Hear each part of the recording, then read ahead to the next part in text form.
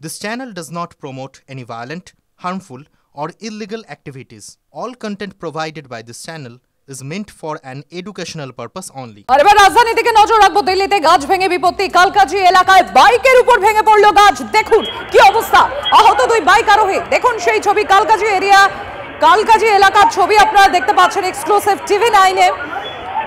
দিল্লিতে সেখানে গাছ ভেঙে বিপত্তি এবং আপনারা জানেন যে ভারী বৃষ্টির জন্য ইতিমধ্যে দিল্লির একাধিক এলাকা জলমগ্ন। দেখুন সেখানে এই গাছ উপড়ে পড়ে কালকাজি এলাকায় বাইকের উপর ভেঙে পড়লো গাছ, আহত দুই বাইক আরোহী। সেই ভয়াবহ ছবি দেখুন, গোটা গাছ উপড়ে পড়ে গিয়েছে। দেখুন দিল্লিতে গাছ ভেঙে বিপত্তি এবং শুধুমাত্র কালকাজি না, বিভিন্ন এলাকা আপনারা জানেন জলমগ্ন। এমনকি দিল্লির এয়ারপোর্টের কাছাকাছি যে সংলগ্ন যে এরিয়াগুলো আছে সেগুলো ইতিমধ্যে প্রায় হাঁটু সমান জল হয়ে রয়েছে। এই মুহূর্তে আপনাদের যে এক্সক্লুসিভ ছবি আমরা তুলে ধরছি, দেখুন সেই ছবি, সেই সময়কার ছবি দেখুন তুলে ধরছি আপনাদের সামনে। দেখুন যানবাহন আসছে, যে গাছ সেই গাছ সেখানে রয়েছে। দেখুন হঠাৎ করে হুড়মুড়িয়ে ভেঙে পড়লো। দেখুন বাইক আরোহী গাড়ির উপর পড়লো, সেই গাছ হুড়মুড়িয়ে ভেঙে পড়লো। কালকাজি এলাকার ছবি দেখতে পাচ্ছেন আপনারা। আর এই ঘটনায় দুজন বাইক আরোহী আহত হয়েছেন, গুরুতর আহত তারা। দেখুন সেই ছবি।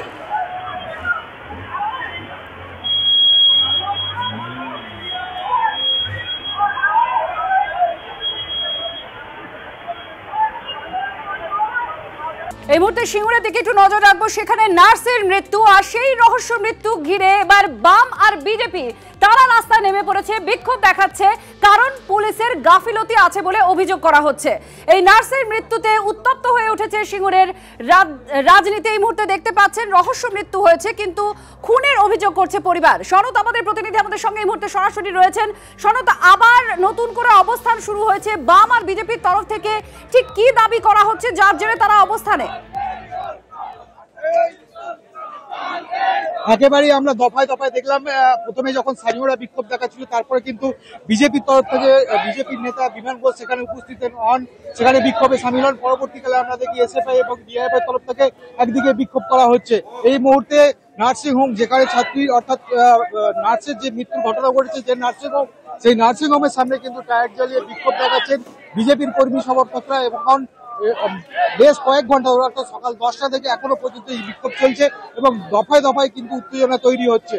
এবং আমরা দেখবো এই মুহূর্তে কিন্তু এখানে বিশাল পুলিশ বাহিনীও কিন্তু মোতায়েন করা আছে এই এলাকায়। কিন্তু তারপরও কিন্তু এই এলাকায় উত্তেজনা থামছে না। তাদের একটাই দাবি, অর্থাৎ এখানে যে ছাত্রী নার্সের যে মৃত্যুর ঘটনা ঘটেছে সেটা খুন করা হয়েছে এবং সেটাকে লোপাট করার, অর্থাৎ দেহ লোপাট করা হয়েছে। এখান থেকে নাকি দেহ লোপাট করে দেওয়া হয়েছে। এখন দেহ কোথায় আছে সেটা তারা যেমন জানতে চাইছেন, পাশাপাশি তারা এই ঘটনার পূর্ণাঙ্গ তদন্তের পাশাপাশি এই নার্সিংহোম কর্তৃপক্ষের বিরুদ্ধে কড়া ব্যবস্থা নেওয়ারও দাবি জানাচ্ছেন এখানকার যারা বিক্ষোভরত আছেন। আমরা দেখতে পাচ্ছি যে এসএফআই এর তরফ থেকে যেমন একদিকে বিক্ষোভ দেখানো হচ্ছে, তার সঙ্গে ডিআইএফআই এর ছাত্র এবং যুব সংগঠনের যেমন আছেন, পাশাপাশি বিজেপির নেতৃত্ব, বিজেপির তরফ থেকেও কিন্তু এখানে বিক্ষোভ দেখানো হচ্ছে।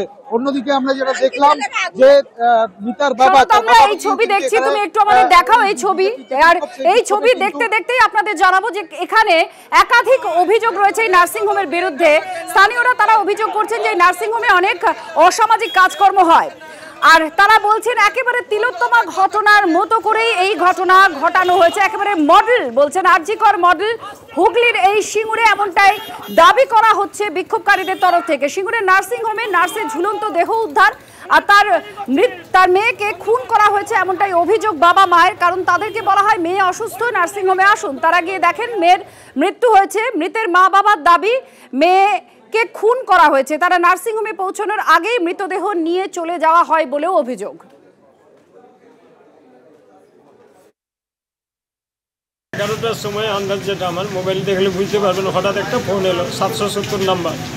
তা হঠাৎ বলছে কে, না আমি নার্সিংহোম থেকে, হুগলি থেকে বলছি। হ্যাঁ কী বলছেন? না আপনি দীপালি জানার বাবা? হ্যাঁ। আপনার নাম সুকুমার জানা? না। হ্যাঁ। তা কী হয়েছে? না আপনি তাড়াতাড়ি আসুন, না আপনার একটা সমস্যা আছে। আমি কি? না দীপালি জানা গলায় দড়ি নিয়েছে, আপনি যত তাড়াতাড়ি সম্ভব চলে আসেন। আমি এখন স্যার পৌঁছেছেন কী রকম? না তুমি এসো তাড়াতাড়ি।